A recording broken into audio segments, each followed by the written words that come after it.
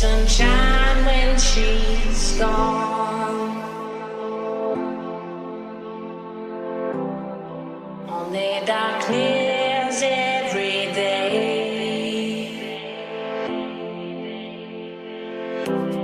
Ain't no sunshine when she's gone. She's always gone along anytime she goes away.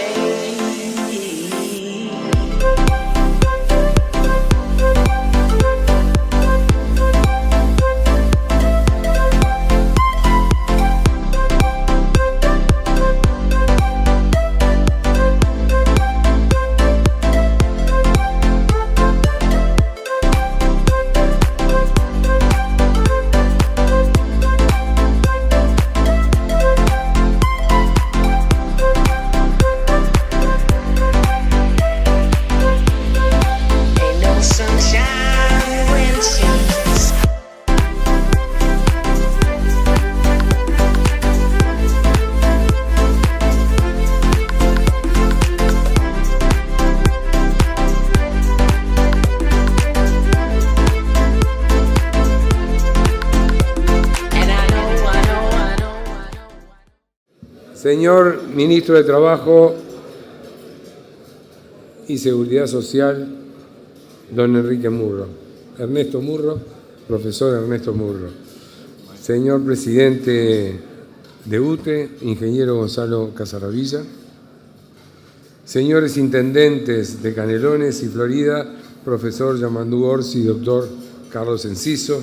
Señor Presidente de la Cámara Nacional de Comercio y Servicios, don Julio César Lestido, señor Presidente de la Cámara de la Construcción, señor Ignacio Tegui, señor Presidente de la Asociación Rural, doctor Pablo Servino, señor Secretario General y Director Tesorero de la Universidad de la Empresa, don Enrique Giner, autoridades nacionales que nos acompañan, senadores, diputados, señores embajadores y representantes de países amigos, señores presidentes y representantes de cámaras empresariales y asociaciones profesionales, señores de los medios de comunicación, representantes, decanos, docentes y alumnos de la Universidad de la Empresa, queridos consocios, señoras y señores, reciban por mi intermedio una cálida y buena bienvenida a este evento en las postrimerías del año 17. En el catolicismo podríamos decir, cuando uno dice postrimerías, dice muerte, justicia, infierno o gloria. Y lo dicho en el catolicismo, que es así, postrimería quiere decir eso. Nuestro país, en un evento donde están los representantes de las cámaras empresariales de nuestro país, las más importantes cámaras, y donde vamos a tratar el tema dónde estamos y hacia dónde vamos, yo les diría que hablar de postrimería es correcto, porque delante de nosotros, donde estamos, hay cantidad de proyectos que no se concretan, proyectos dubitativos, proyectos que nos indican a nosotros qué hacemos, si vamos para acá o vamos para allá. El mundo está en conflicto. Quiere decir que nuestro país no debería estarlo, porque entonces convertimos una situación de nuestro país en una ventaja competitiva. Cuando nosotros hablamos de la crisis de Argentina y la crisis de Brasil, Uruguay era realmente un paraíso. Pero la Argentina está creciendo y Brasil de a poquito también. Quiere decir que Uruguay ya no es una cosa tan linda y tan delicada si no somos capaces nosotros de hacerlo.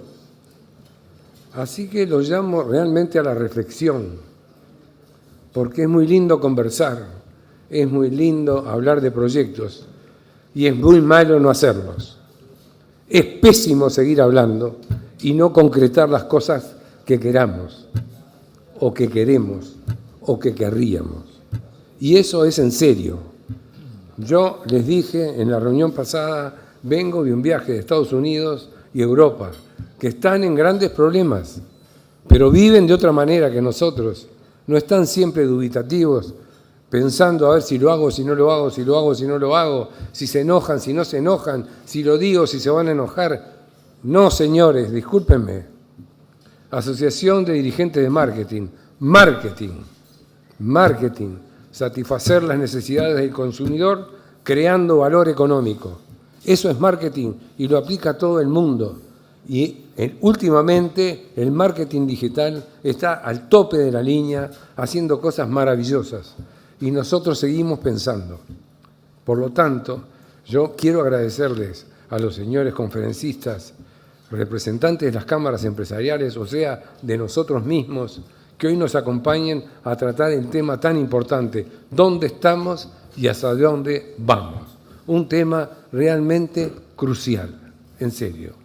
Así que yo diría, démosle una grata bienvenida a los conferencistas con un fuerte aplauso y testimoniemos su presencia como hacemos. Gracias. A ellos. Bien, aquí como es habitual, el presidente de ADM, en nombre obviamente de la Asociación de Dirigentes de Marketing del Uruguay, hace entrega a cada uno de los conferencistas de obras de artistas plásticos nacionales, como forma obviamente de testimoniar su pasaje por este foro de la Asociación de Dirigentes de Marketing del Uruguay.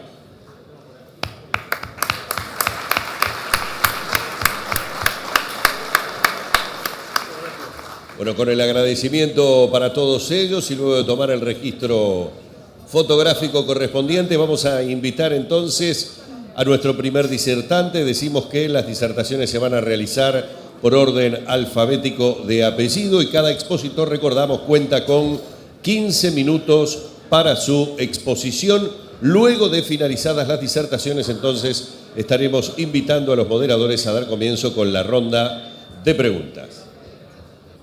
En primer lugar, entonces, estamos recibiendo al presidente de la Cámara de Industrias del Uruguay, señor Washington Coralo.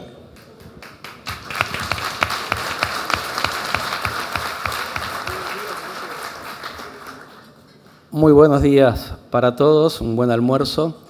Primero que nada quisiera saber si los minutos, que son los 15, los podemos incluir también en saludar a la distinguida concurrencia que tenemos o no forma parte de la presentación en sí.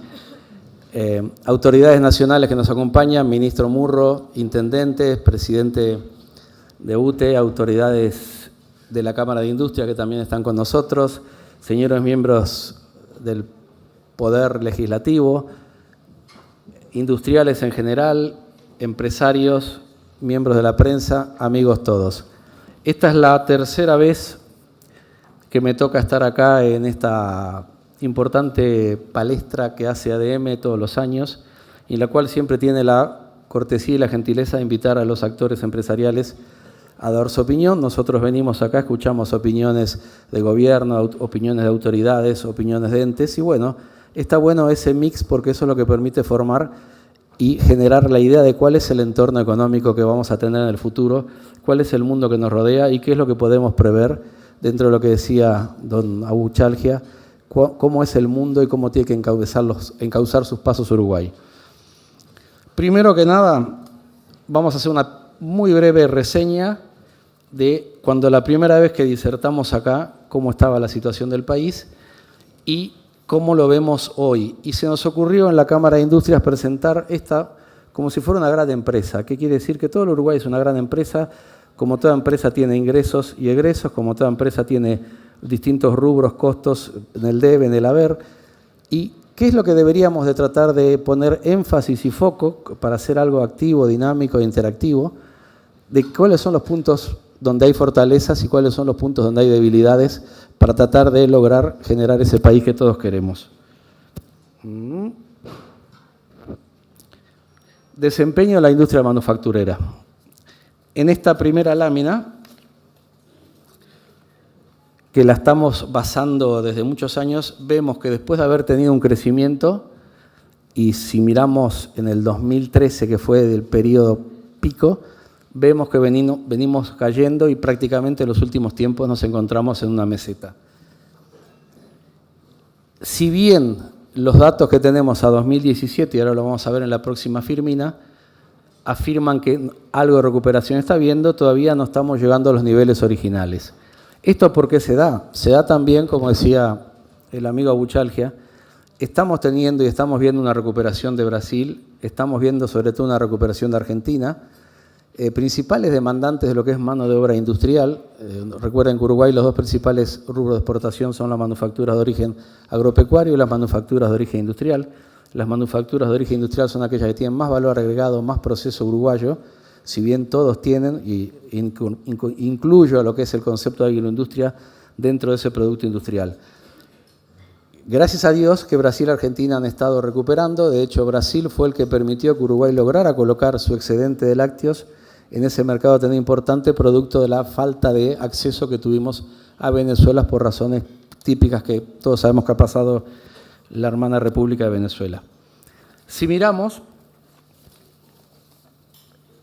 este crecimiento productivo, no frena no solo la caída, sino que además, si ustedes miran, la línea amarilla es el personal ocupado y la línea azul es el índice de volumen físico industrial. ¿Qué quiere decir esto?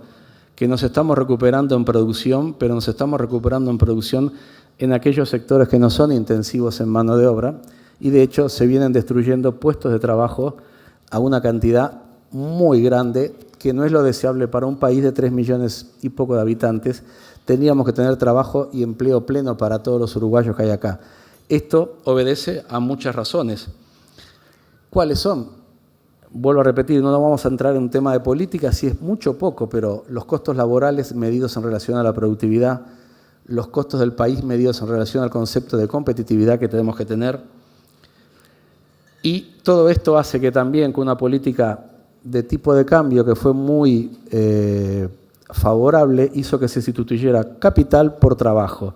Esto es, la industria en los últimos años incorporó más de 2.000 millones de dólares de máquinas y equipos, que en un escenario positivo, en un escenario competitivo, no solo en los mercados de la región, sino teniendo la posibilidad de acceder a otros mercados, se pudiera también con materia prima y mano de obra volver a estar trabajando. Seguimos viendo, la tercera lámina que tenemos nos muestra que experimentamos cuando asumimos la presidencia de la Cámara de Industria, teníamos casi un 5% de caída. Afortunadamente ese ciclo se viene revirtiendo y este año esperamos cerrar con un porcentaje del 1,5%. Por supuesto que esto ustedes saben que nosotros siempre excluimos a lo que es, esto es el núcleo duro de la industria, excluimos las zonas francas y básicamente la planta de ANCAP. Si seguimos, ¿cuáles son los desafíos al modelo de negocio industrial? Y como dije, vamos a plantear que la industria fuera una gran empresa. Entonces, toda una gran empresa tiene ingresos por ventas, que pueden ser exportaciones o mercado interno. ¿Qué quiere decir esto? Que rubro a rubro vamos a ir expresando en la parte de las exportaciones, en la parte de mercado interno y en la parte después de los insumos que tienen las empresas, cuáles son los agentes que están incidiendo en este factor. Esos agentes son los que tienen que después empezar a dotar de competitividad a las empresas y también es importante destacar que dentro de estos rubros vamos a reconocer que hay algunos sectores y sobre todo algunas acciones que se han tomado que han generado fortalezas. Podemos resaltar con algunas discrepancias que la ley de inversiones es una ley importante. Nos vamos a centrar también en algunos de los debes que tenemos, como podría ser, por ejemplo, la reforma fiscal, que la trataremos más adelante, pero en los pro que tenemos, la política de compras públicas, el concepto de que Uruguay es un país que hoy tiene una energía abundante, tal vez no estemos de acuerdo con el concepto de los costos, pero hoy Uruguay tiene una energía abundante. Tenemos en general un razonable acceso al sistema financiero, una política macroeconómica relativamente sólida también, y eso hace que, bueno, se presenten estas oportunidades de decir, ¿dónde vamos a ir mejorando? Una empresa o un país tiene costos, los costos están dados por materias primas, por mano de obra, por tecnología, energía, financiamiento, servicios, impuestos, y finalmente para que las empresas se sigan desarrollando y sigan accediendo a los mercados, tienen que tener un beneficio. No existen empresas que tengan éxito en el futuro si no logran reinvertir, capacitar y generar un flujo de caja que les permita hacer frente a sus compromisos financieros y seguir invirtiendo. Eso es parte clave de cualquier concepto y ese concepto se puede llamar agroindustria, comercio, servicios, empresa, país o turismo. ¿Cuáles son los desafíos que tenemos en adelante para que estos rubros que estamos mencionando puedan tener éxito? Vamos a ver. Las ventas. Arrancamos por exportaciones. Tipo de cambio. No hay duda que el tipo de cambio real, si bien en estas últimas semanas ha comenzado a mostrar una leve mejora, seguimos teniendo atraso cambiario. No lo dicen solo los actores empresariales, también el propio Banco Central del Uruguay ha reconocido que está preocupado en esta materia y esto es algo importante que tiene que ser uno de los componentes, si bien no es el único que permite recuperar la competitividad del país, es uno de los factores que en forma inmediata es la que genera ese beneficio. Podríamos pensar que esto se podría solucionar con una política fiscal menos expansiva, que podría no ser la solución total al problema, pero sí somos conscientes que lo podría temperar. No hay duda de que hoy se está hablando de los accesos a los mercados, tenemos el caso de Chile, los TLCs.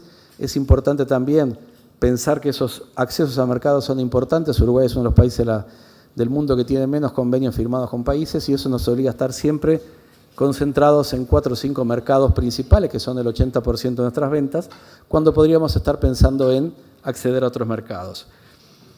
Tendríamos que tener negociaciones con Mercosur y sin Mercosur que permitan a Uruguay lograr una mayor inserción.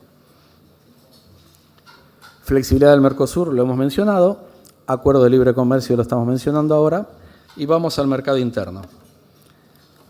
No hay duda que en el mercado interno también el tipo de cambio real es muy importante. Si el Uruguay está muy barato en dólares y las empresas uruguayas, en la medida que toman más costo país, se vuelven más caras y por ende tienen que competir contra productos similares que vienen del exterior, esto a veces genera erosión de las empresas, pérdida de competitividad, cierre de las mismas, como hemos visto en los últimos tiempos, y, como vimos en las primeras firminas, pérdida de puestos de trabajo porque esos trabajos están siendo sustituidos de repente por trabajos que vienen de China o de otros países y que no tienen las mismas condiciones que tiene Uruguay. Tenemos que crear una conciencia muy importante que en este producto y en este tipo de procesos no compite solo Uruguay, sino que competimos todas las industrias y todas las empresas con el mundo. Otro punto importante, igualdad de condiciones con las importaciones. Además del tipo de cambio, a veces vemos que hay regulaciones que se le aplican a los productos uruguayos y esas mismas regulaciones no se aplican en forma total o se aplican en forma parcial a productos que vienen importados, con lo cual la industria uruguaya, el productor uruguayo no se encuentra en las mismas condiciones de competir y mantener esos desafíos que tienen las empresas que traen importado. Un ejemplo de esto podrían ser los sectores farmacéuticos que tienen que adaptar sus políticas al Uruguay, sin embargo a veces vienen productos que no están en las mismas condiciones, o en el caso de los plásticos también, por citar algunos entre otros. Vamos al concepto de costos. Muy bien, costos de una empresa, costos de un país. Materias primas.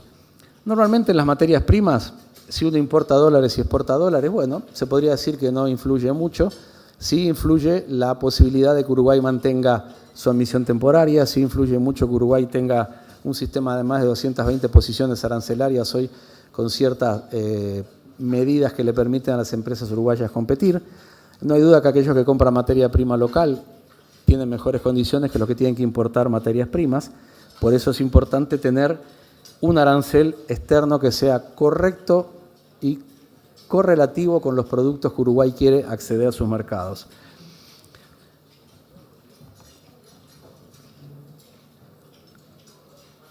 Mano de obra.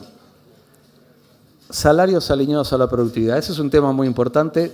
Se ha comentado muchísimo en la Cámara a nivel de todos los sectores. Hemos tenido pérdida de productividad, agroindustria, comercio y servicio. La productividad y la competitividad van de la mano para lograr un país que logre condiciones de acceso y que, volvemos al mismo punto, no nos sigan haciendo perder puestos de trabajo. Estamos viendo que en el mundo se está hablando de modernizar las legislaciones laborales. Lógicamente, a veces dicen, nosotros queremos importar de Brasil. Nosotros no queremos importar ninguna modernización de Brasil. Nosotros queremos ver que el mundo no haga que los uruguayos pierdan puesto de trabajo. Tenemos que pensar en adaptar una legislación laboral que es de 1915 a la actualidad, de manera tal de que no se nos siga deteriorando esos productos. Tenemos que avanzar en lo que es los conceptos de buenos hábitos de trabajo, tenemos que avanzar en los conceptos que hay para formación del trabajo, y acá en este punto me quiero detener en una fortaleza que ha desarrollado la Cámara de Industrias junto con la Cámara de Comercio y a través del INEFOP. El INEFOP es una herramienta que en los últimos 3 años ha permitido capacitar a más de 60.000 personas, lo cual es bueno para un país que quiere pensar que en el mundo hay que estar preparados. El único debe que nos queda en el INEFOP, cuando se hizo la encuesta de la cual participamos y estuvimos en una reunión, es que el 63% de los entrevistados dijo que la mejora de su capacidad de aprender no le permitió acceder a puestos de trabajo o mejorar su puesto de trabajo, con lo cual eso va ligado a otro punto importante, que es la preservación y la sostenibilidad de las empresas. En cuanto a reducir la carga fiscal al empleo, es una vieja aspiración nuestra. Entendemos que los aportes patronales deberían ser de alguna manera eliminados o por lo menos mitigados. Es un impuesto al empleo y es un impuesto que después va en perjuicio de la capacidad del país de seguir accediendo a esos mercados. La tecnología, obviamente la tecnología es el concepto de amortización de la maquinaria. Uruguay también tiene una ley de promoción de inversiones. Lo que aspiramos es que lo que es el concepto de tecnología tengamos el acceso también preferencial vía Mercosur o vía extra Mercosur, de manera tal de que la importación de maquinaria siga teniendo una tasa preferencial que ayude a formar y preparar la industria del futuro. Energía y combustibles. Bueno, todos he sabido que la energía y los combustibles es un factor importante en la industria. Hoy tenemos energía abundante. Podemos tener conceptos de que a veces los costos energéticos no son los reales, sino que se adecuan a las cargas fiscales que precisa el país. Nos gustaría que las empresas públicas modifiquen su sistema de fijación de precios en base a la realidad del país y no solamente en base estricta tributaria. Nos gustaría que las empresas públicas también pudieran en el futuro cotizar en bolsa, ser empresas que presenten sus balances en forma trimestral o semestral. Sería importante también que los precios de los combustibles, tan importantes para el mercado interno de la exportación, en la medida que Uruguay está consolidado en su matriz energética y que los costos de los combustibles no hay tendencia que vayan a subir en los próximos años, que de alguna manera se logre mejorar los costos de los combustibles. No hay duda que la infraestructura es importante. Queremos salir o entrar al país, rutas, carreteras, es parte dinamizadora de la economía y es parte de los sobrecostos que a veces pagan las empresas por los problemas de rotura que tienen.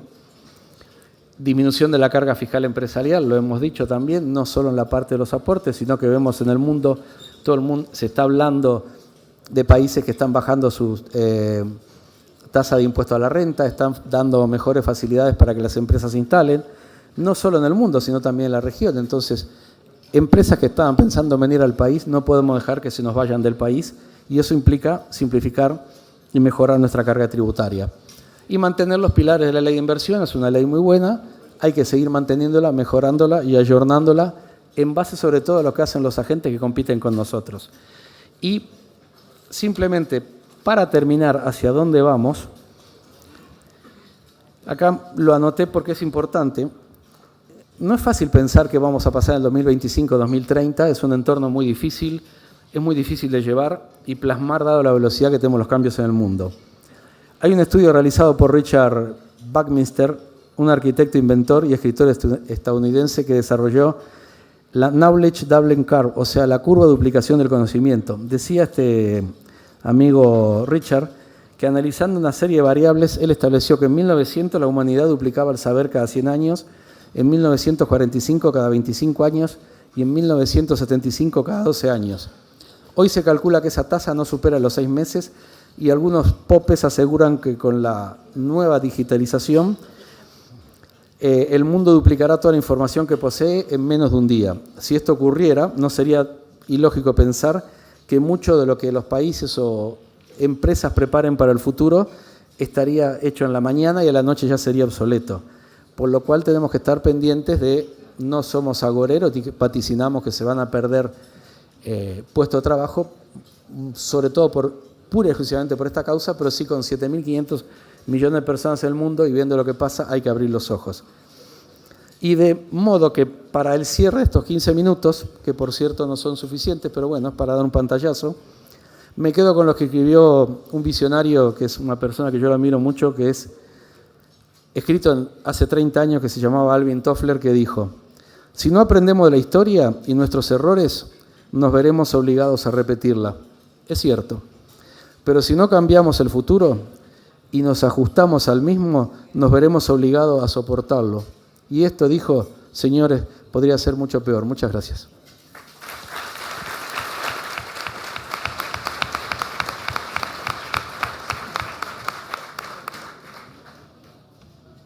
Bien, ahora invitamos a hacer uso de la palabra al presidente de la Cámara Nacional de Comercio y Servicios, al señor Julio César Lestido.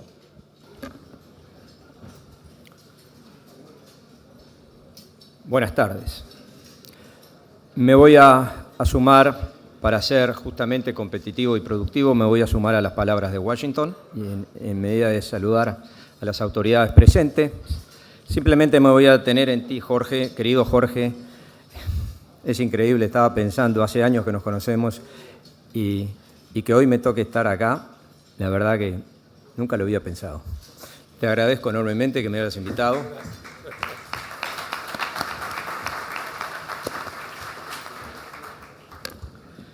Y bueno, nosotros vamos a dividir nuestra presentación en dos. En primer lugar, les vamos a mostrar la situación del comercio y los servicios en el Uruguay en los últimos 2 o 3 años. Y después sí pasamos a ver cómo ve la Cámara Nacional de Comercio y Servicios el Uruguay de 2025. O por lo menos cómo podemos ayudar nosotros, desde nuestro punto de vista, a construir ese Uruguay que todos queremos del 2025. Estoy teniendo un problemita. No, ya está. Permítanme, en primer lugar, comentarles, porque así lo sentimos y estamos sumamente orgullosos todos los que integramos la Cámara Nacional de Comercio, que este año estamos cumpliendo 150 años de vida. 150 años de vida acompañando al país, a su economía, a sus empresas y a su gente. Durante estos 150 años hemos estado defendiendo y promoviendo a la libertad en el más amplio sentido de su palabra. En la libertad individual, la libertad política y la libertad económica. Y bueno, junto con ese principio de libertad se nos suman otros valores como la competencia leal, la ética empresarial y la formación de nuestros empresarios y de nuestros trabajadores. Con esos principios y valores, durante estos 150 años hemos apoyado y defendido los derechos básicos de nuestros empresarios. Derechos básicos como el derecho a la propiedad, el derecho a la dirección y manejo de sus propias empresas y el legítimo derecho a tener una ganancia por el capital invertido, por el tiempo invertido y por el riesgo asumido. Eso es lo que nos ha movido y nos sigue moviendo y nos seguirá moviendo por el futuro de la Cámara Nacional de Comercios. Hecha esta introducción, nosotros vamos a pasar ahora al sector de comercio y servicios y su comportamiento en la economía. Y como podrán ver, a nosotros acá no nos interesa saber quién es el que más aporta, sino el papel que nosotros jugamos como comercio y servicios dentro de la economía nacional, en todas las áreas.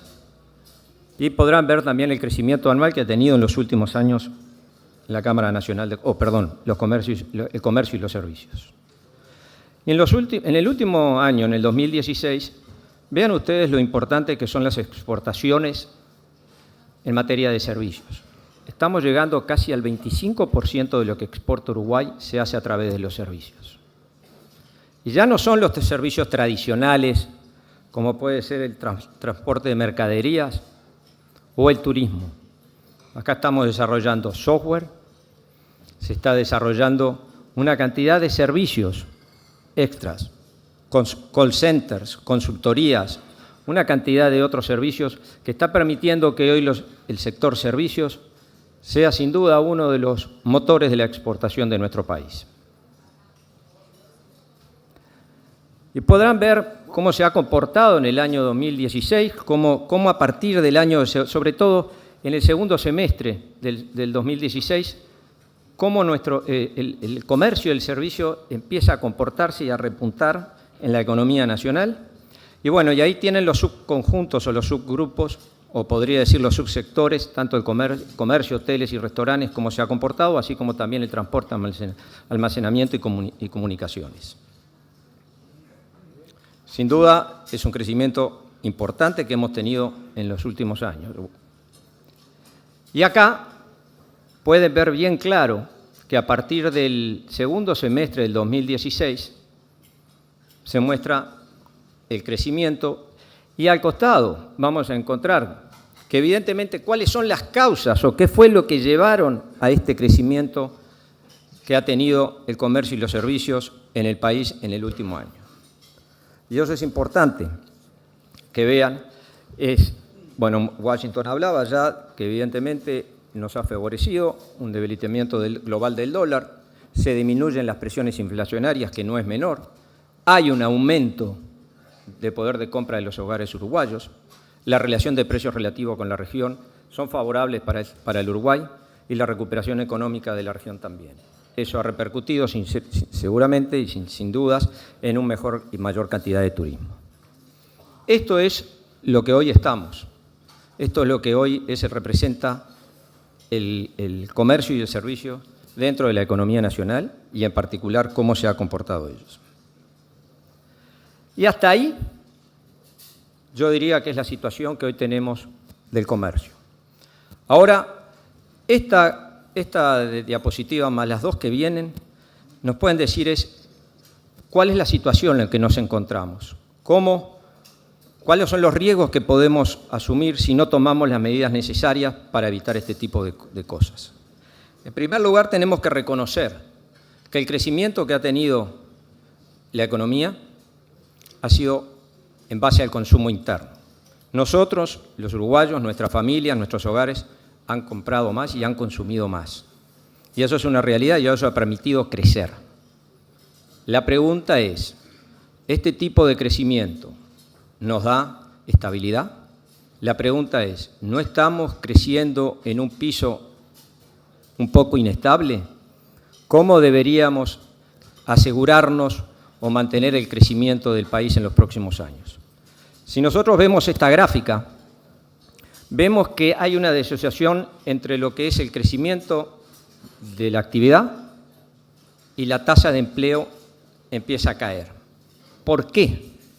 ¿Y por qué es esto cuando una economía uno dice está creciendo? Bueno, evidentemente hay tres factores que nosotros entendemos que es lo que está pasando. En primer lugar, el funcionamiento del mercado de trabajo. Yo acá quiero ser claro. Acá hay una percepción, y lo que hemos hablado, de que el empresariado uruguayo ve esto, percibe esto como una de las medidas, uno de los factores fundamentales para no invertir. Tal vez sea, sin duda, puede ser uno de ellos. Lo que es importante y lo que más me preocupa a mí es eso, la percepción. ¿Qué quiero decir con esto? Es que la percepción me frena y acá está demostrado claramente que hay un parate en este punto. ¿Por qué? Porque percibir algo es decir que es algo que le pasó al de al lado pero que a mí no me pasó y ante la duda yo no entro. Y este es un riesgo. Y es un riesgo y es un problema que nos está pasando a nosotros. ¿Hay formas de solucionar esto? Sí, creo que sí, y estamos trabajando en esa forma con todos los actores involucrados, especialmente con el gobierno, y estamos trabajando en un diálogo franco y abierto. Entendemos de que se debe, o que debemos todos, no solamente la parte laboral, sino todos debemos ayornarnos y ajustarnos a los nuevos desafíos que se nos enfrentan. Sin duda, tenemos que trabajar en algo diferente, porque nos vamos a enfrentar a algo diferente. Entonces, no soy de la idea de copiar y pegar, creo que no es válido eso. Nosotros tenemos que crear nuestras medidas y nuestra situación de acuerdo a nuestra cultura y a nuestra idiosincrasia y a la forma de ser de nosotros. Pero sí tenemos que hacer algo. Y en eso estamos, repito, estamos todos los que estamos involucrados, estamos trabajando en eso. La competitividad y efectos sobre la rentabilidad del proceso de inversión. Ahí les puedo decir que el mayor problema que nosotros podemos ver para que no haya inversión o haya poca inversión es evidentemente que no estamos siendo competitivos. Y para ser competitivos debemos ser más productivos. Y para ser más productivos debemos tener costos más bajos. Y nosotros, no hay economía de un país que no crezca si no crece el sector privado.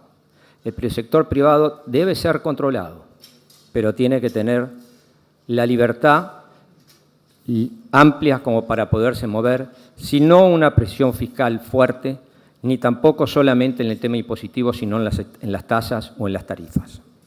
Entendemos que hay que trabajar más acá y que todos debemos trabajar más. Y la adaptabilidad de la mano de obra capacitada ante las nuevas tecnologías, como ustedes entienden y ven y se ha comentado en los últimos tiempos, nos estamos enfrentando a una situación de tecnología, a una revolución industrial muy fuerte, que evidentemente va a significar hoy un tipo de mano de obra más capacitada, y eso también es uno de los motivos que por ahora entendemos nosotros son las causas de que en el Uruguay la empresa uruguaya está invirtiendo poco. Si ustedes ven, y es algo que asombra, el 65% de los niños que hoy están cursando la escuela primaria van a terminar trabajando en puestos que hoy aún no existen. Yo esto no lo veo como un riesgo, sino lo veo como un desafío. Hay que tomarlo como tal, como una oportunidad. Vamos a generar nuevos sectores, nuevos productos y nuevos servicios. Creo que tenemos una oportunidad delante nuestro. Este es un tema que alarma y por eso nosotros entendemos que hay que hacer mucho foco en la educación. Fíjense que los sectores con menor nivel de educación son los más afectados o posiblemente sean los que se vean más afectados al cambio que se nos viene. Necesitamos reconvertirnos, necesitamos adecuarnos al tiempo. Me están apurando, así que voy a cerrar de esta manera. Voy a ir más rápido. Nosotros vemos al país como un conjunto de opciones, o mejor dicho, de trabajo que hay que hacer en conjunto. Educación, apertura comercial, regulación laboral y eficiencia del Estado. Nosotros necesitamos tener un Estado más eficiente, pero también necesitamos más educación, y educación de todos nosotros, de los empleados, de los empleadores y de la sociedad en conjunto. La regulación laboral, ya lo dije, y necesitamos tener una apertura comercial mayor. Hoy el 30% de los productos que nosotros vendemos lo hacemos con países con los cuales tenemos algún tipo de acuerdo comercial. El 70% no lo estamos haciendo y eso nos pone en un riesgo frente a una competencia bastante agresiva que hay en cuanto a acuerdos internacionales, acuerdos comerciales internacionales. O sea que nosotros vemos a esto como un conjunto. Nosotros vemos a esto como un país o como un equipo. Ninguna de estas se pueden estar separadas. Tienen que estar juntas y no podemos estar pidiéndole al Estado si nosotros no hacemos también nuestro trabajo. Y tenemos que tener una apertura laboral, una apertura comercial muy importante. Eso sí le pedimos. Ayúdenos a abrirnos. Tenemos que abrir el país, tenemos que abrir nuestra mente. Está en nosotros cambiar nuestra actitud. Está en nosotros que nosotros nos reunamos, que nos saquemos todas las ataduras que tenemos y que empecemos a trabajar en forma de equipo, en forma de país. Como veo, esto es un tipo de semáforo que presentamos, que es simplemente una idea de decir, aquellas cosas que están en verde son cosas que están bien, pero que hay que seguir trabajando. Las amarillas son cosas que nosotros vemos que son de precaución, que hay que tomar en cuenta de forma inmediata, y las rojas hay que atenderlas ya. Hay que atenderlas ya, trabajar a conciencia, pero sobre todo trabajar. Y me quiero despedir porque creo que es importante decirle dos cosas. Cuando asumí el 29 de junio de este año, me encontré con un cargo que realmente lo sentí con mucha responsabilidad, pero me encontré con autoridades y con todas las personas del gobierno, así como distintas cámaras o gremios, con un amplio y cordial diálogo permanente y frecuente. Eso es muy importante, tengo que reconocerlo públicamente, porque una vez un señor al que quise mucho me dijo: es de bien nacido ser agradecido, y yo hoy tengo que agradecerles a todas las autoridades con las que he estado en contacto, especialmente al Ministerio de Trabajo y Seguridad Social, y a todos, al PIT-CNT, que también estuve reunidos con ellos, que más allá de las diferencias, más allá de los ideales que tenemos, hemos creado un ambiente que nos permita trabajar en conjunto. Y me despido con esta frase o esta reflexión de uno de los gerentes de la Cámara que trabajó muchos años. Allí donde hay intereses comunes y posibilidades de aunar esfuerzos en procura de objetivos generales, aparece la razón de ser de la acción gremial. El gremio une, forma, estimula, sostiene y obliga a profundizar para actuar mejor y alcanzar los resultados esperados. Esto es válido para nosotros y es válido para el país. Muchas gracias.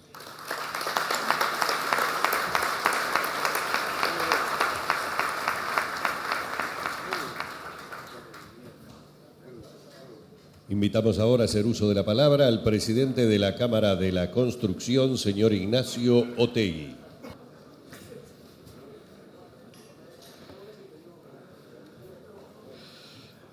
Buenas tardes o buen mediodía a todos.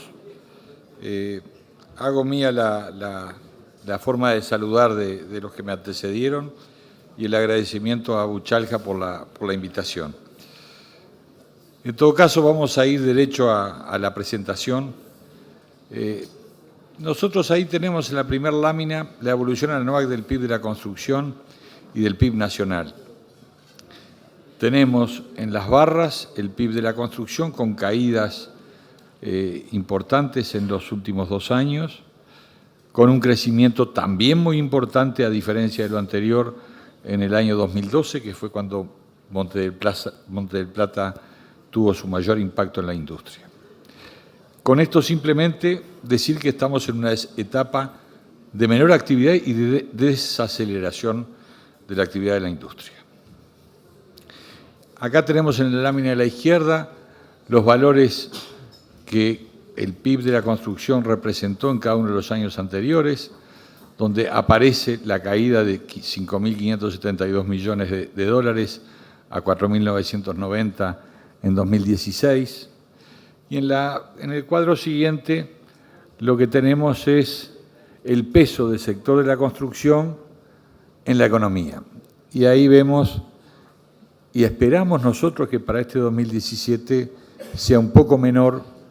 Vamos a caer en la generación de PIB, pero vamos a caer menos que el año pasado. Pero el año pasado tuvimos un 9,3% de participación en el PIB. Acá vemos en la lámina de la izquierda ya por trimestres y vemos cómo en el penúltimo tuvimos un 0,7 de crecimiento que interrumpió 6 caídas continuas. Y ahí es porque este año, y es cierto, hay una mayor inversión en obras viales. Este último trimestre caímos un 5,5, lo cual vuelve a poner a la industria en la situación en que nosotros la percibimos y la estamos evaluando. Acá tenemos una visión del personal ocupado, el personal directo ocupado. Pasamos en el año 2012 de 73.200 personas ocupadas al último dato que tenemos, que son 44.560 personas ocupadas. A esto hay que sumarle un 11% de personal técnico y administrativo y por lo menos otros 40.000 de indirectos, lo cual genera cuál es la importancia de la industria de la construcción en el quehacer nacional. Pero caímos desde el momento pico en máxima en 2012 a hoy un 39%. No es un dato menor. Y si yo les tengo que decir qué es lo que espero para el año que viene, el primer semestre va a ser parecido a este. Probablemente incluso un poco menor de lo que estamos hoy. Acá tenemos una visión de cómo es la demanda que opera sobre la industria. Tenemos acá el sector privado y el sector público. El sector privado es el mayoritario, el sector público es lo de arriba, y en definitiva, la inversión en el año 2016 representó el 12,4%, la inversión en la construcción representó el 12,4% del PIB nacional. No es un dato menor. Seguimos siendo una industria potente, importante, a pesar de la caída de actividad.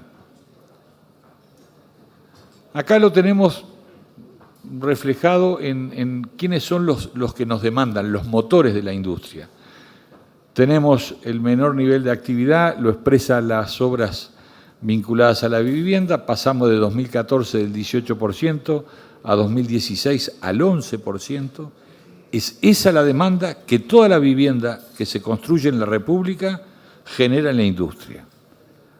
Un 29% es la inversión pública, 30% en el 2015 y 27% en el 2014, y el crecimiento en el 2016 estaba dado, más allá de que son porcentajes, en un 60% en la obra privada no vinculada a la vivienda. Y acá lo tenemos, para entenderlo un poco mejor, la inversión privada en construcción por año, y tenemos exclusivamente lo que es vivienda, que es la raya celeste de abajo, otros sectores de la economía financiados por el sector privado no vinculados a la vivienda, que son los 3.925 millones, y la línea de arriba termina siendo el total de la inversión privada en la construcción, que no es un dato menor, es un dato importante para nosotros porque nos ubica cómo viene la demanda y cómo tenemos que tratar de que las empresas den respuesta a esa demanda. Como veíamos, el 60% en el 2016 son las obras privadas no vinculadas a la vivienda. ¿Qué es este cuadro? Cantidad de proyectos promovidos y proyectos y montos de inversión asociados. En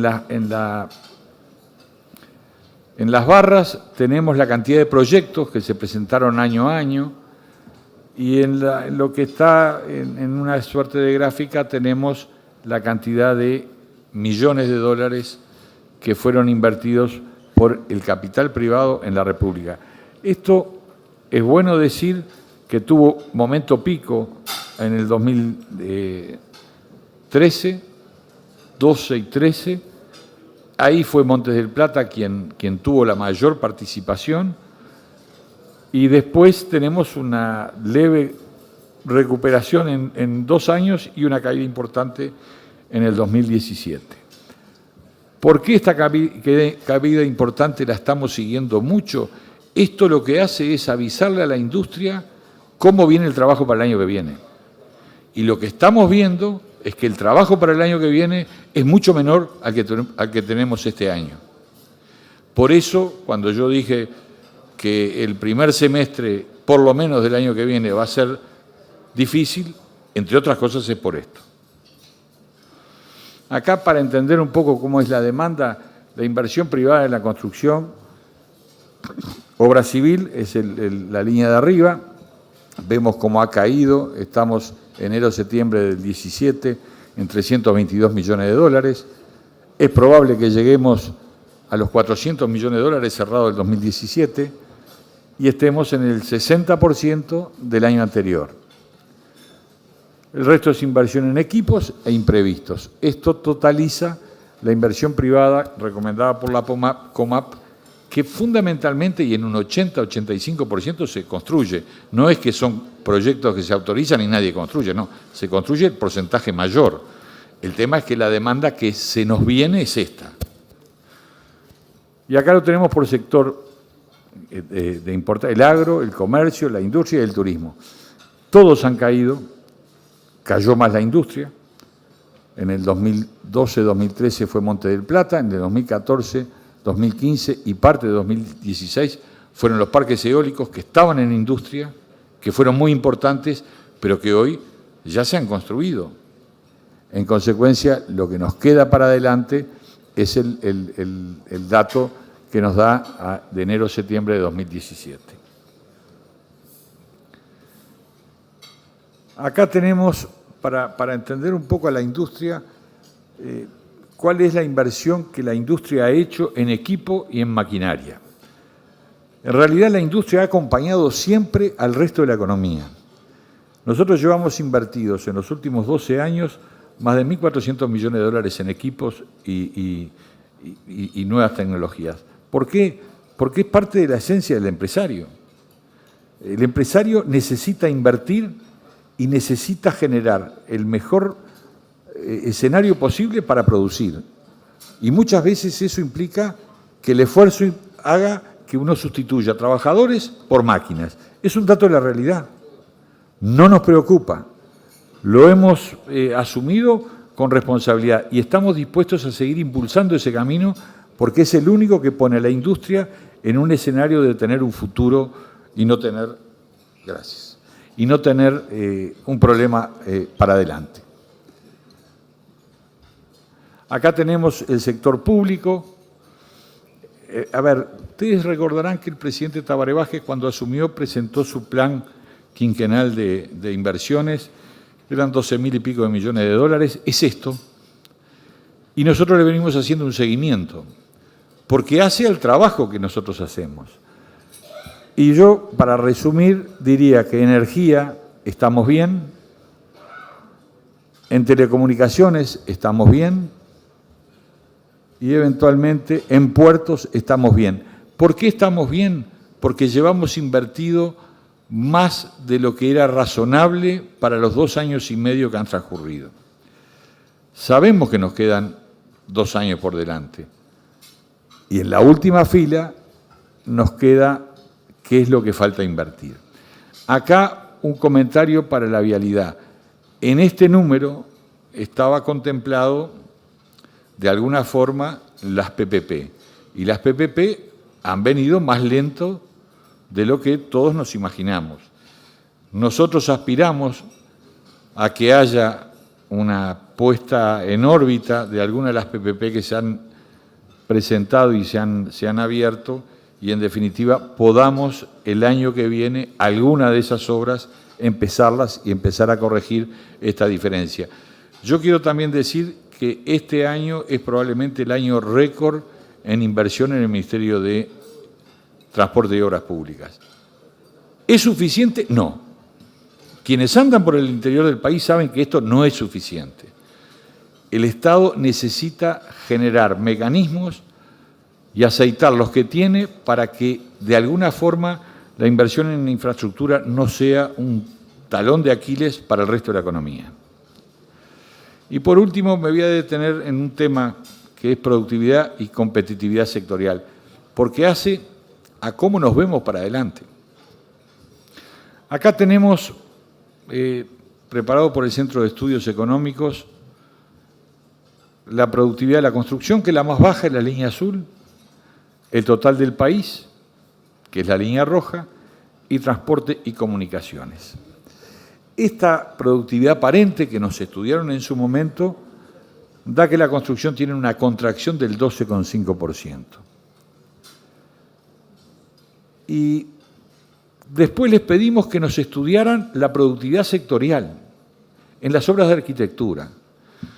Y ese trabajo, que nos lo dieron principios de este año, nos está arrojando que la industria en las obras de arquitectura tiene una pérdida de productividad de entre un 20 y un 30%. En consecuencia, llamamos al sindicato, hablamos con las otras cámaras del sector y lo que les dijimos es, señores, así no se puede seguir. esto hay que empezar a estudiarlo en serio y hay que cambiarlo. Y hay que aprovechar el menor nivel de actividad para ponerle cabeza al tema y para empezar a instrumentar los mecanismos que vamos a necesitar instrumentar para cambiar. Y esto va a ser con los trabajadores, con las empresas, o vamos a hacerlo solos, porque la responsabilidad es intransferible. Y nosotros sentimos, la Cámara siente la responsabilidad de la industria.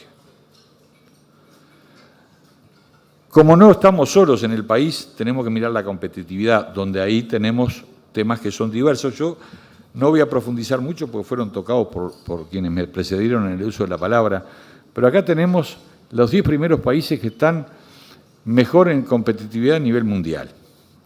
Por supuesto, ningún país americano, de Sudamérica o Centroamérica. Y después tenemos en el cuadro de la derecha, de alguna forma, América del Sur, el cono sur de América. Uruguay está en el puesto 76 a nivel internacional y estamos en el medio de la tabla de América Latina. Y esto no es bueno. Esto nos puede decir cómo estamos, pero no es bueno. Uruguay es un país pequeño. Si Uruguay no hace el esfuerzo de mejorar en serio, Uruguay va a tener un escenario futuro complejo. Que no se lo deseo, porque soy uruguayo y me voy a quedar acá, pero no se lo deseo. Y acá tenemos algunas de las cosas que yo creo que es necesario, de alguna manera, poner. Son los pilares más débiles en eso que estuvimos viendo de la competitividad. La eficiencia del mercado laboral. El mercado laboral uruguayo no es eficiente. Está muy entremezclado y no es eficiente. ¿Tenemos flexibilidad en la determinación de los salarios? No las tenemos. ¿Tenemos efectos del sistema tributario a los incentivos al trabajo? Tenemos muy pocos. ¿Cooperación y relación entre empleados y empleadores? La verdad es que vengo de un sector que tiene una vieja tradición de tener una buena relación con las diferencias entre el sindicato y la Cámara. Y yo digo que el resto del país tiene un problema mayor que nosotros. Nosotros lo tenemos, pero el resto del país en general tiene un problema mayor. Acá tenemos un debe importante que es necesario ponerle cabeza y empezar a trabajarlo para mejorarlo. El entorno macroeconómico, la inflación, la deuda del sector y el ahorro bruto nacional. Y la innovación son las 4 cosas que ustedes ven por ahí. En realidad, tenemos una última cosa, que es la debilidad en calidad de infraestructura a nivel general, principalmente en la calidad de infraestructura vial, carreteras y ferroviaria. Pero acá el tema de fondo es o mejoramos las condiciones de competitividad y de productividad o el país y la industria van a tener un escenario complejo a futuro. Gracias.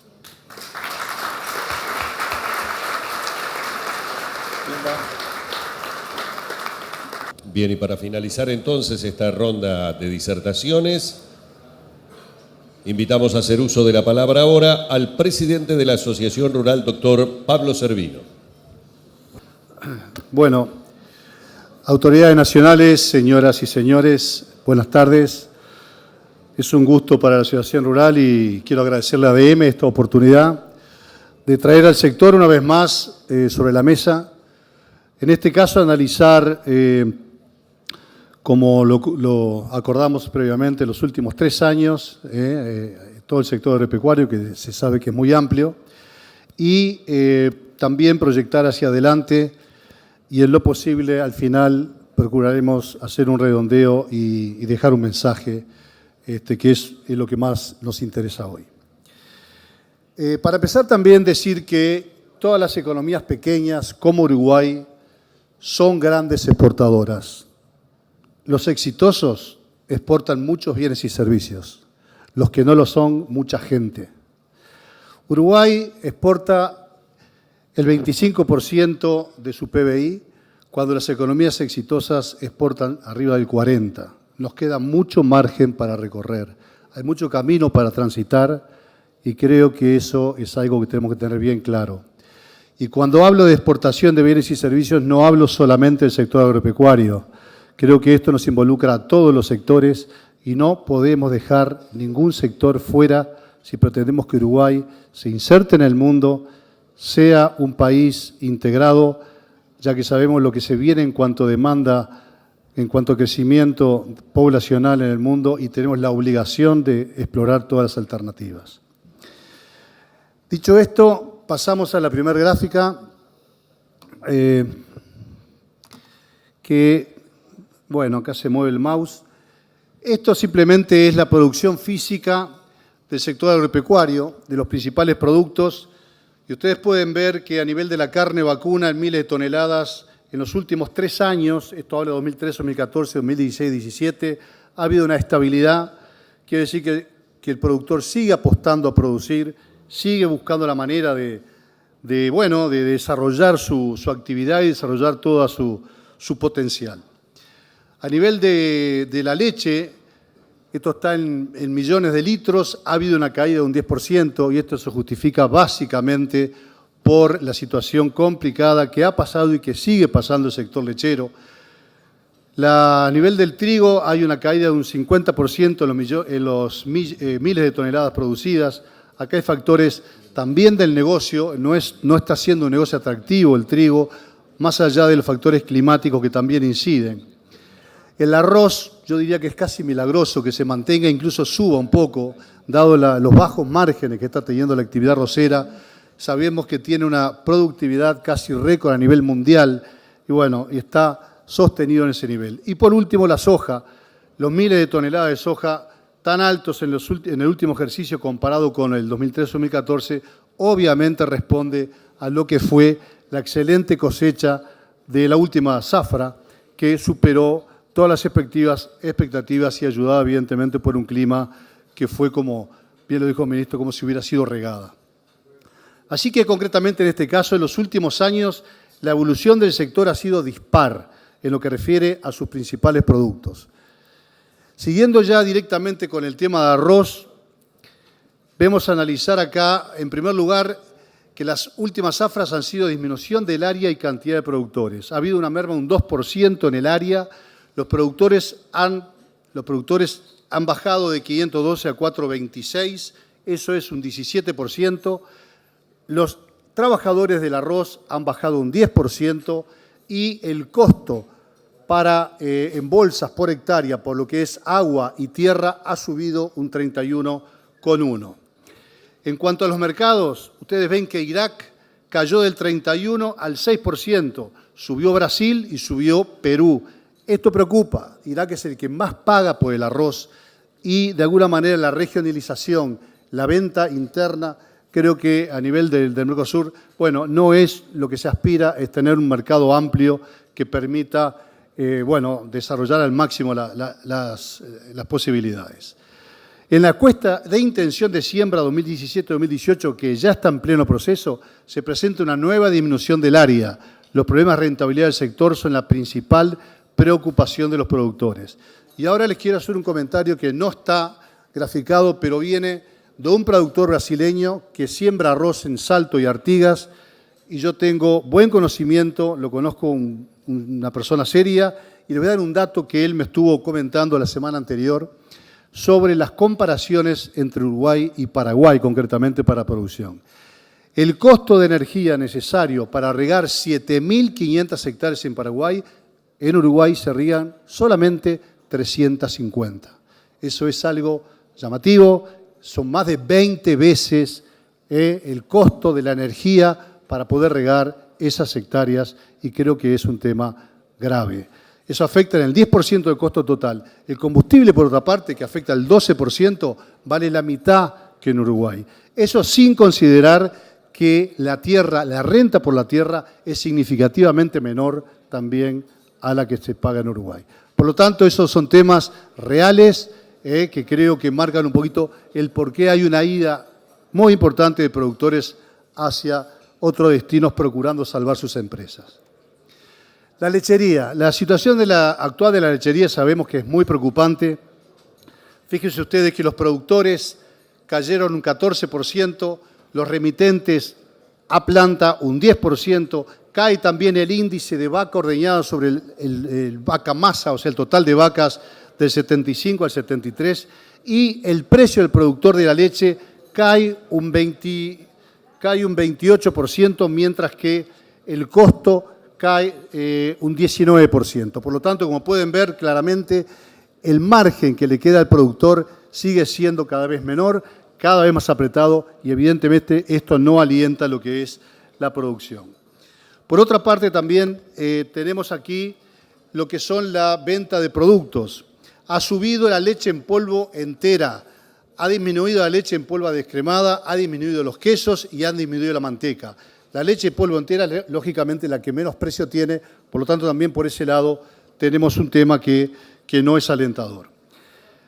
Yendo a la ganadería vacuna, vemos que ha habido un sistemático aumento en los miles de toneladas en pie, producidas en pie, desde el 2009 hasta el 2016. Eso es importante. Ha aumentado el peso de faena, pero si ustedes miran bien, en los últimos 2 años, aquí, ha habido una caída en la edad de faena. ¿Eso qué indica? Y bueno, es un indicio de que tal vez la expectativa del productor está aflojando en cuanto a la parte intensiva. Se están haciendo menos verdeos, se está apostando en forma menor a incentivar la productividad, poco por todo el panorama que no está siendo el más alentador. Los mercados. Ha caído un 4% de la Unión Europea, China ha aumentado un 18%, ha caído también el NAFTA, otro 4%, ha caído el Mercosur un 6% y Rusia otro 6%. En los últimos años aumenta la producción de carne vacuna, la faena promedio 2.160.000 millones de cabezas y el peso de novillo, como ya dijimos, aumenta, si bien lo que cae es la edad de faena. Los resultados de las empresas son cada vez más ajustados. Hay que ver que estas gráficas, estos datos, surgen todo del Ministerio, también de Deloitte y de la propia ARU, que tiene su departamento de estudio económico. En el caso de los márgenes de cría, ustedes saben que la cría es el primer eslabón de la cadena de carne. Fíjense la caída permanente a partir del 2013-2014, con el último ejercicio marcando una caída de 43 a 42 dólares corrientes, pero si vamos a pesos constantes, eso es un 12% de caída en pesos constantes. Los márgenes de invernada, lo mismo, una caída importante, permanente, y en el último ejercicio la caída es de un 18% en pesos constantes, si bien en dólares es menos. Los márgenes del arroz, lo mismo. En el último ejercicio hay una caída muy importante que habla de un 28%, y si lo referenciamos a lo que teníamos en el 2013-2014, es un 63% de caída en los márgenes. Por otra parte tenemos la soja, ya lo dijimos y volvemos a repetir, la producción de soja fue tan buena que permitió licuar los costos y tenemos un margen muy importante en este ejercicio que lógicamente ha servido para pagar cuentas y para proyectar hacia adelante. Y otra cosa que esto marca claramente es la incidencia del clima. Nuestra actividad, como bien sabido, estamos dependientes del clima, como bien lo puede marcar en este caso la soja. Todos estos resultados son antes del pago de renta de la tierra. Así que si le restamos la renta de la tierra, se pueden imaginar que lo que queda es muy poquito o casi nada, ¿no?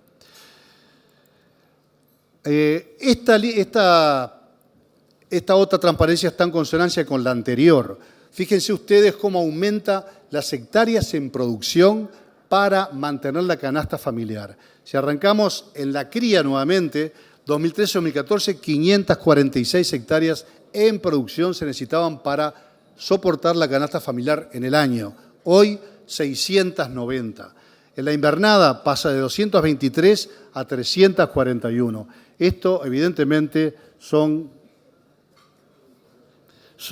datos que preocupan, y el incremento de costo de vida, así como la reducción de margen en el sector, hacen que cada año se necesitan más hectáreas de producción para poder cubrir la canasta familiar.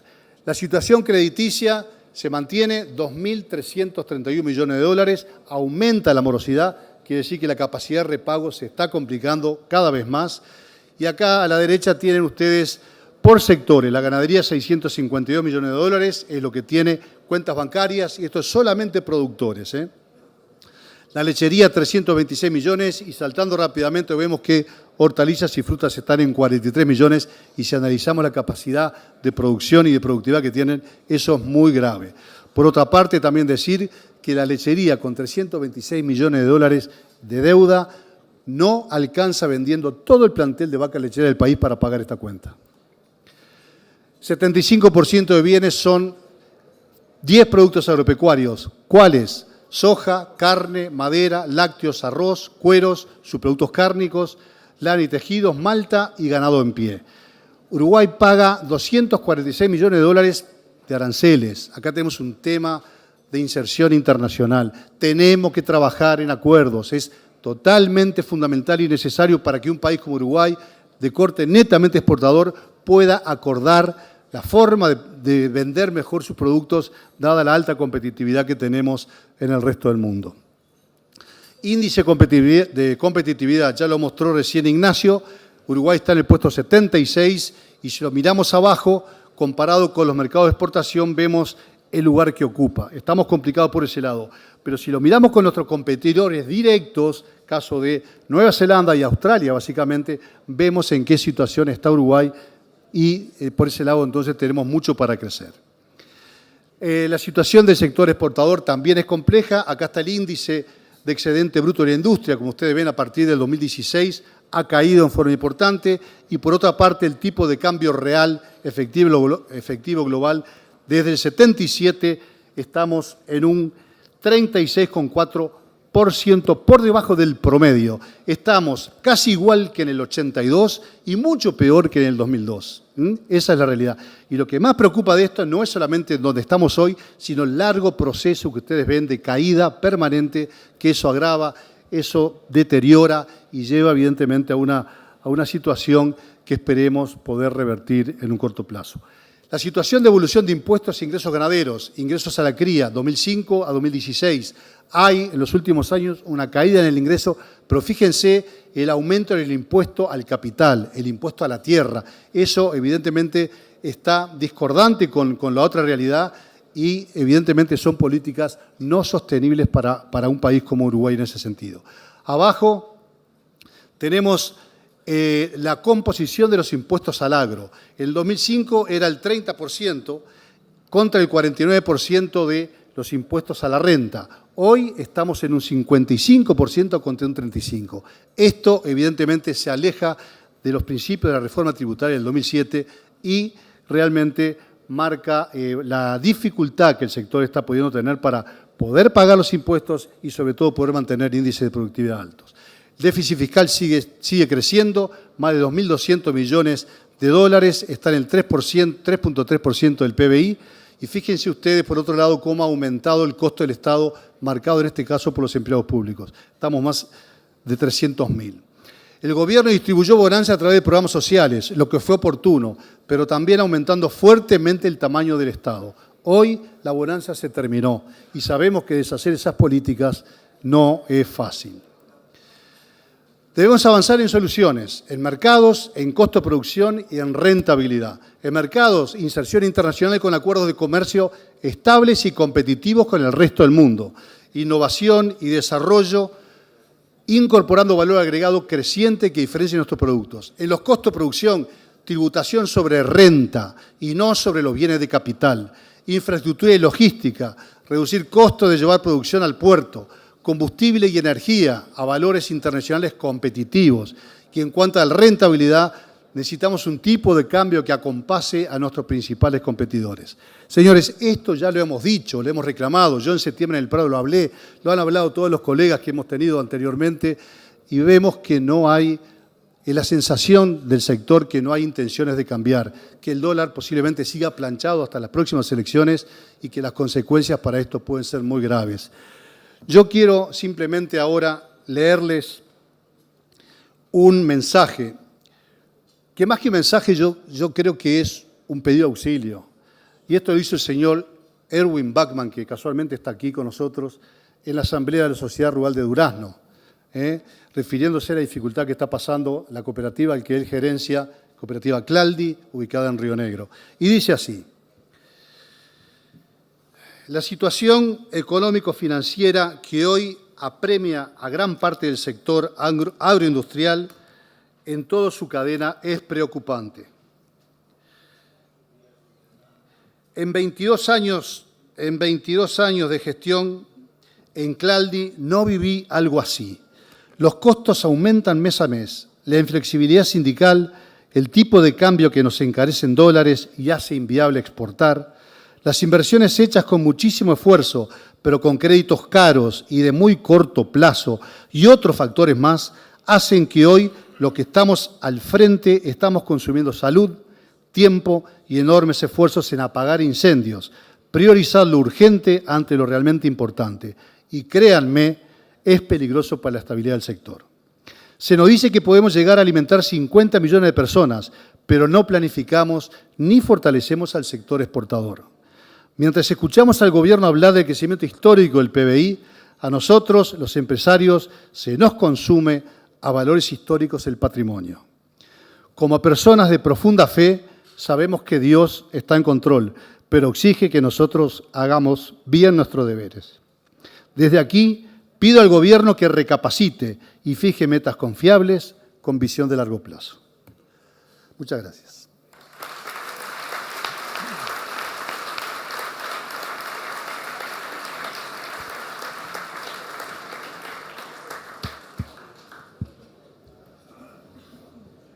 Buenas tardes a todos. Vamos a venir con la ronda de preguntas. Les vamos a, por lo avanzado de la hora, le vamos a pedir a la mesa respuestas breves para tratar de incluir todas las respuestas. Y lo primero que quiero decirles, si tenemos un poquito de silencio, les agradezco. Lo primero que quiero decirles es para la Secretaría Administrativa de ADM, porque hay más de una persona que pide a ver si se pueden mandar por mail las exposiciones y las gráficas que han presentado cada uno de los expositores. O sea que este es un pedido para ADM para que le llegue a los socios entonces lo que se ha expuesto hoy aquí. Vamos entonces con las preguntas. Bueno, vamos también a aclarar que hubo casos en que, primero, antes que nada, buenas tardes para todos, de que nos mandaron varias preguntas, una misma persona, así que por cuestiones de tiempo vamos a estar seleccionando una de ellas. Vamos entonces con algunas de las preguntas. Preguntan, dicen, no comprendo por qué se habla de disminución de la productividad, se aumentó el volumen físico y disminuyó la mano de obra contratada. Para Coralo, supongo. ¿Se entiende, Washington? Sí, está prendido, está prendido. ¿Sale? ¿La puede repetir la pregunta? Sí. ¿Cómo cree que la industria puede verse impactada? Ah, no, perdón, esta es la de las tecnologías. A ver qué se fue. 9:30. Ahora sí. No comprendo por qué se habla de disminución de la productividad si aumentó el volumen físico y disminuyó la mano de obra contratada. Es que acá hay un elemento básico e importante que fue la incorporación de tecnología en estos productos. La productividad aumentó por la capacidad de las empresas de innovar y mejorar sus equipos, pero no por la productividad en sí del aporte humano. Por eso estamos viendo, como lo pusieron los demás expositores, que aumenta el PBI del país, aumenta en forma teórica para muchos, porque bien decía la sociedad rural que no se está viendo ese efecto en la distribución general de las empresas, pero sí se nota en la pérdida de puestos de trabajo. Y entonces es que los puestos de trabajo están siendo suplantados justamente por la tecnología. Bien, esta seguramente es para Ignacio Otegui. ¿Cuánto puede impactar en la mejora de los puestos de trabajo lo que se viene en Punta del Este para el año que viene? Bien, en Punta del Este hay en este momento 4.600 trabajadores ocupados. Si todas las obras que promovió el intendente y que tienen aprobación agarran un ritmo normal de ejecución, pasaríamos de 4.600 a 6.600. Son 2.000 puestos de trabajo. No nos mueve la aguja como industria, bienvenidos sean, pero no nos mueve la aguja como industria. Muy bien. Otegui, ¿cómo puede impactar o cómo va a impactar la instalación de la planta de UPM? ¿Usted sabe si se va a hacer? No, Yo pero no. en caso de que se haga, ¿cómo impactaría? A ver, yo me esperaba esa pregunta, pero en definitiva, no voy a opinar sobre algo que van a opinar la empresa y el gobierno nacional. Si para el país es bueno que la planta se haga, para la industria va a ser bueno que la planta se haga. Pero estamos hablando del próximo gobierno, para ser claro y no andar con mucha vuelta con este tema. Bien, el contador Víctor Ricardi, como firma varias preguntas, vamos a ir con algunas de ellas, porque manda como 20 preguntas. ¿Creen ustedes que los cambios necesarios van a ser factibles? ¿Cómo se va a llegar a un gane-gane entre las partes involucradas cuando hoy los sindicatos representados por el PIT-CNT forman parte del gobierno y lamentablemente están politizados y no entienden que para preservar los puestos de trabajo es necesario flexibilizar las relaciones laborales? Es muy genérica y los comprende a todos. No sé qué decir. Presidente de la Cámara Nacional de Servicios. En primer lugar, creo que sí, porque soy un hombre de fe y estoy convencido de que sí, de que podemos lograrlo. ¿Qué debemos hacer? Trabajar y dialogar. No es fácil, pero tampoco imposible. Así que entendemos que hay que seguir trabajando, seguir dialogando y, como dije en la presentación, en algún momento nos vamos a tener que sincerar todos y liberarnos de las ataduras que nos tienen atados hoy para más o menos sentarnos en una misma mesa y buscar algo en común y estar todos de acuerdo en que la salida es una sola y que no hay salida para todos lados. Si todos empujamos para el mismo lado, la cosa se mueve. Si cada uno tira para su lado, la cosa se queda quieta. Aunque Coralo fue claro en su exposición y dijo no queremos exportar ninguna reforma laboral de Brasil, pero como el discurso de todos estuvo recorrido por la rigidez laboral y hablaron de flexibilización, las cámaras que ustedes representan en forma individual o en conjunto, ¿ya tienen una reforma laboral elaborada o simplemente lo mencionan como una necesidad? No, vale destacar dos cosas. No hay una reforma elaborada porque todo esto, volvemos a repetir, es de 1915, requiere un consenso general. Pero sí en las gráficas que vimos sobre el índice de competitividad de Uruguay, si vamos a esos mismos índices en la parte número 10 del capítulo de índice mundial del foro, sobre lo que son relacionamientos laborales, que incluye desde regulaciones laborales, rigidez del trabajo, acceso al trabajo, sobre el puesto de 134 países, Uruguay según las condiciones están 131, 132 o 129. ¿Qué quiere decir esto? Vuelvo a repetir, acá hay que tener un poco de seriedad, conducta y hay que acabar con los corporativismos. Si una persona quiere trabajar de martes a jueves, tiene derecho a trabajar de martes a jueves y no tiene por qué ser pago hora extra cuando se conviene, independiente de cualquier convenio colectivo que exista. La flexibilidad y la capacidad del ser humano de decidir por su libre albedrío cuándo le conviene trabajar o cuándo le conviene pedir la licencia es propia del ser humano. El 90% de las empresas vienen a los funcionarios y dicen, mire, me caso mañana, preciso 4 días. Y en teoría por ley no se puede dar y se da igual, porque nadie en su fuero íntimo está obligado a decir, me van a dar la licencia 10 días ahora y 10 días dentro de un mes. La gente, el mundo moderno, el concepto de mundo moderno que estamos hablando y que estamos viendo desde la tecnología hasta la innovación, requiere que la capacidad del ser humano como factor decisivo en la propia toma de sus decisiones laborales sea consensuada por todos actores, gobierno, empresarios y sindicatos. Y cuando hablamos de esto, y termino, hay 400.000 sindicalizados, la fuerza laboral del Uruguay, hay cerca de 1.560.000 personas, cerca del 54% de la población, otros países del mundo 52, 58. Nosotros hablamos representación de ese 1.100.000 personas que a veces no tienen una voz que los represente y que sí quieren tener las mismas condiciones de estabilidad y las mismas condiciones de poder pactar su trabajo en las condiciones que mejor les sirvan a él y para su familia.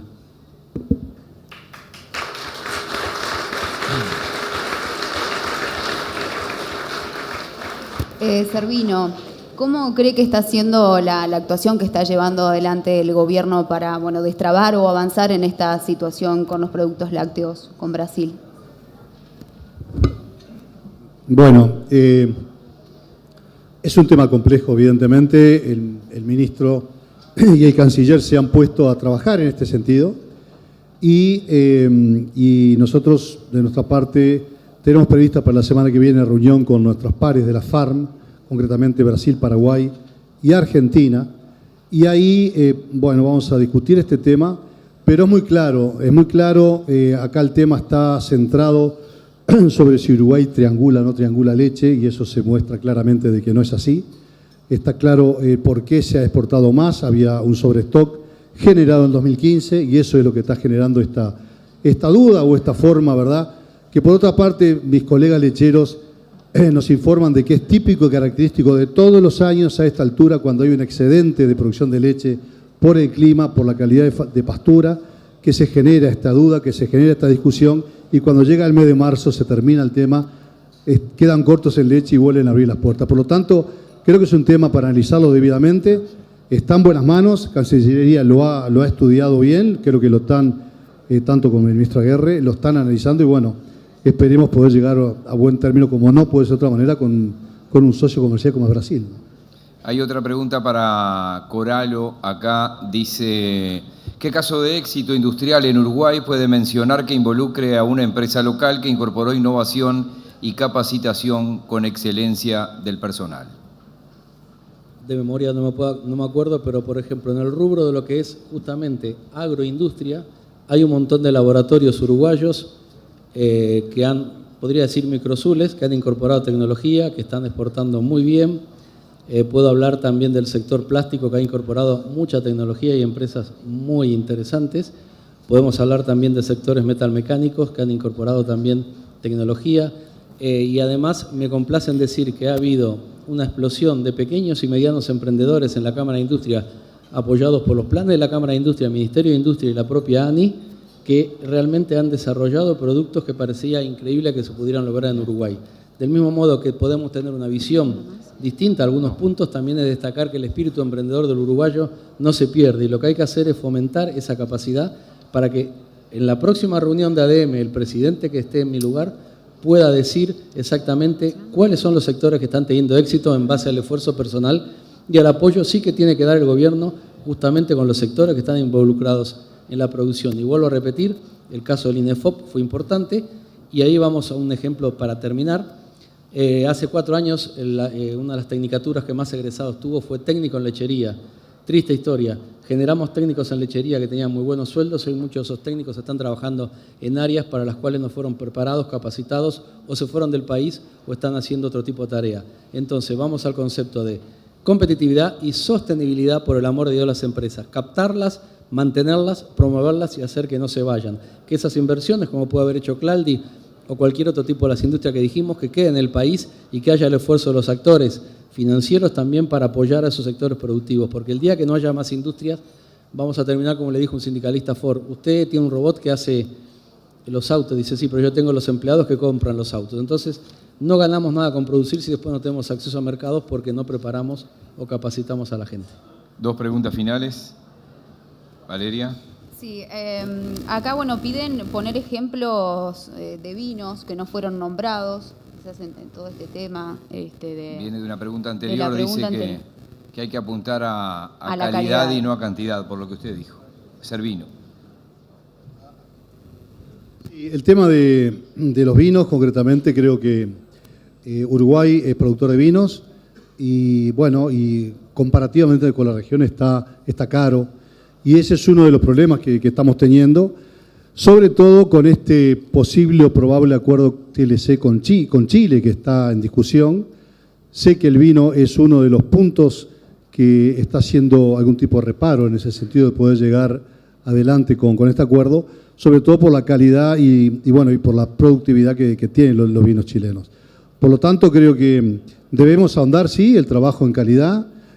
Uruguay tiene las posibilidades, ha crecido mucho en los últimos 10 años, 15 años, y bueno, y esperemos que en ese sentido se pueda poner acorde a lo que es la demanda internacional, ¿no? Pregunta final para una respuesta breve de todos. ¿Sí o no a los tratados de libre comercio? Comienzo por Servino. No, yo creo que eso es inobjetable, es algo que es totalmente necesario. El mundo crece a pasos muy grandes, la demanda internacional de alimentos va a ser muy importante y para eso no alcanza solamente con producir alimentos. El comercio es fundamental para que ese alimento llegue a todas partes del mundo donde tiene que llevar. Y para eso los acuerdos de libre comercio bien hechos, bien planificados entre las partes, entre los bloques, es fundamental entonces que eso se pueda desarrollar. Otegui, sí. Lestido, Coralo.